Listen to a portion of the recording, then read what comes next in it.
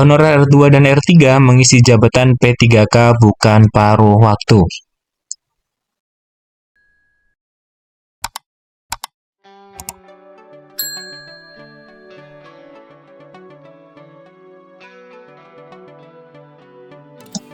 Bismillah, Assalamualaikum warahmatullahi wabarakatuh. Selamat datang kembali bersama kami di channel Cahaya Baru.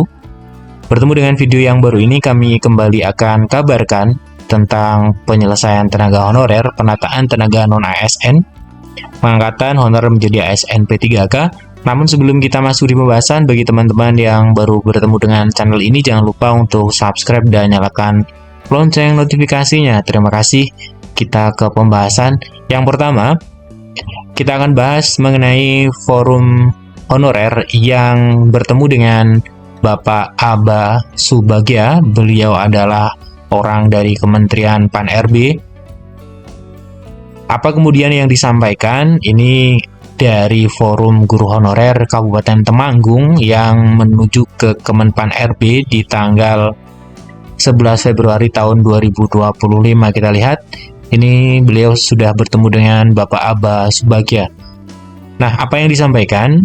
Kita bisa lihat di sini adalah mengenai tenaga pendidik yang banyak dinyatakan TMS, non-database yang dinyatakan TMS.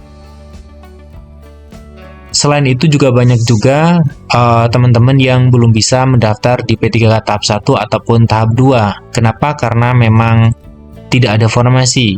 Malah ada Pemda yang tidak membuka seleksi P3K tahun 2024. Nah, kemudian melihat kondisi ini, beliau Bapak Herlambang, beliau tadi dari forum honorer ya, dari forum honorer non kategori 2 Indonesia.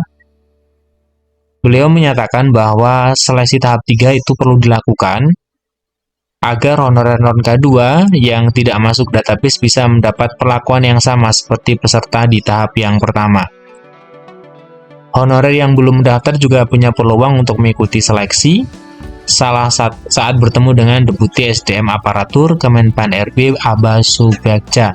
Kami sudah menyampaikan agar ada seleksi tahap 3.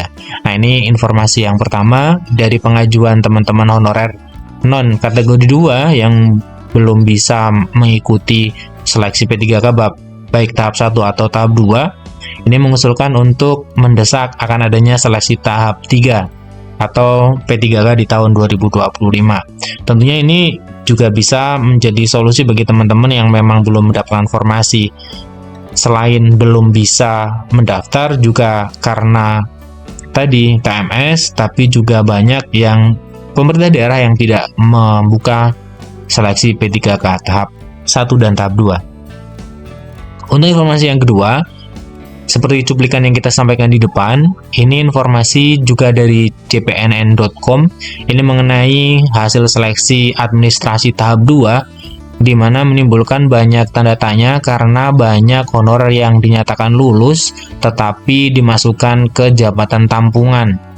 Jadi ada yang menanyakan, di sini kita bisa lihat ya, seperti Ketua Forum Honorer K2 Tenaga Teknik Administrasi Kabupaten Muna Ali Sabana kepada JPNN bahwa honorer K2 di Kabupaten Muna lulus seleksi administrasi tahap 2 namun bingung karena masuk di jabatan tampungan. Tentunya ini honorer K2 yang sudah masuk data BKN ya tentunya. Untuk menjawab itu, kemudian JPNN bertanya kepada Bapak Suharmen. Beliau adalah Deputi Bidang Sistem Informasi dan Digitalisasi Manajemen Aparatur Sipil Negara. Pak Harmen mengatakan jabatan tampungan itu adalah jabatan operasional yang dapat menampung peserta honorer seleksi karena formasi jabatannya tidak diusulkan instansi. Jadi ada jabatan-jabatan yang memang dimunculkan oleh BKN sehingga bisa mengakomodir teman-teman yang jabatannya tidak diusulkan oleh BKN, oleh pemerintah daerah kepada BKN.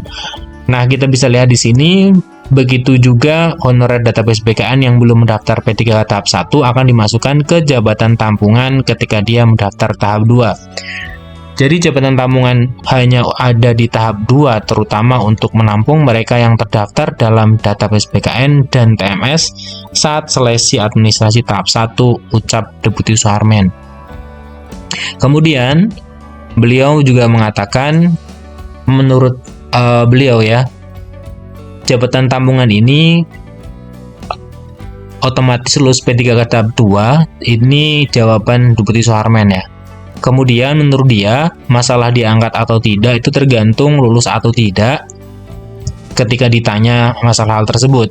Kalau dia lulus seleksi kompetensi ya diangkat P3K. Tegasnya, untuk P3K tahap 1, honorer database BKN berkode R2 dan R3 yang tidak lulus formasi, nah ini tentunya yang mendapat banyak sorotan. Sesuai Kemenpan 16 tahun 2025 bisa diangkat P3K paruh waktu dengan syarat Pemda mengajukan usulan kepada Kemenpan RB.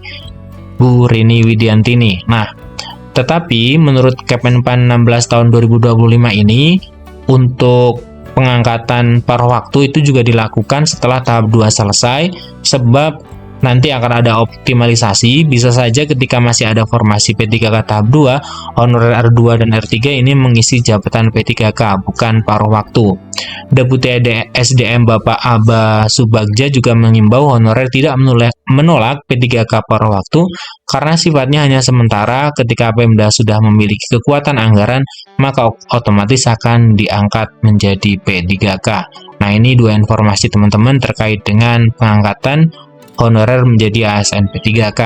Jadi teman-teman R2 dan R3 masih lama ya, masih cukup lama untuk menunggu selesai tahap 2 dulu, kemudian nanti baru akan ada optimalisasi formasi. Artinya ketika memang ada formasi-formasi yang kosong, kemudian nanti bisa diisi oleh teman-teman honorer R2 dan R3 untuk mengisi jabatan P3K, bukan P3K paruh waktu.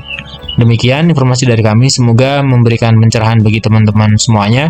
Bagi teman-teman R2 dan R3 tetap semangat, semoga nanti akan ada jalan keluar sehingga teman-teman bisa menjadi P3K penuh waktu, bukan hanya paruh waktu.